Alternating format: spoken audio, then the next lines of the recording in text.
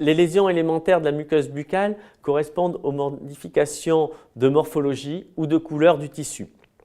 La première manifestation de ces lésions élémentaires, certainement l'une des plus fréquentes, est la kératose de la muqueuse qui se caractérise par une couleur blanche de la muqueuse buccale discrètement surélevée que l'on ne peut pas cliver du tissu sous-jacent. Cette kératose est ortho- ou parakératosique. Il faudra différencier la kératose de l'enduit pseudo-membraneux. L'enduit pseudo-membraneux est déposé sur la muqueuse, il peut être clivé. Il est le plus souvent dû à un excès d'esquamation cellulaire ou à des proliférations fongiques. Les macules, elles correspondent à une modification de couleur de la muqueuse sans surélévation de tissu.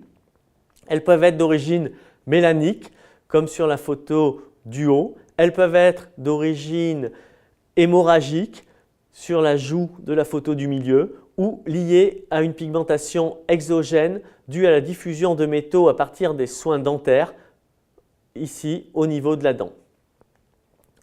L'érythème. L'érythème, il correspond à une prolifération vasculaire responsable d'une couleur rouge du tissu qui progressivement, au fur et à mesure qu'on s'éloigne de la zone inflammatoire, devient de moins en moins marquée. Il faudra différencier l'érythème de l'érosion, qui est aussi une érosion rouge caractérisée par une perte de substance intra-épithéliale.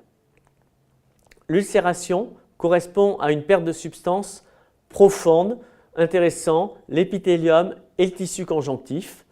L'ulcération est recouverte de fibrine, ce qui lui donne une couleur jaunâtre.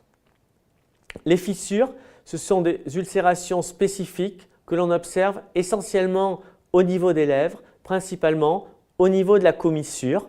La fissure a souvent une couleur jaunâtre ou un peu rouge associée à une croûte du fait de la fibrine qui a tendance à sécher. Les nodules, ils correspondent à une surélévation pleine de tissu.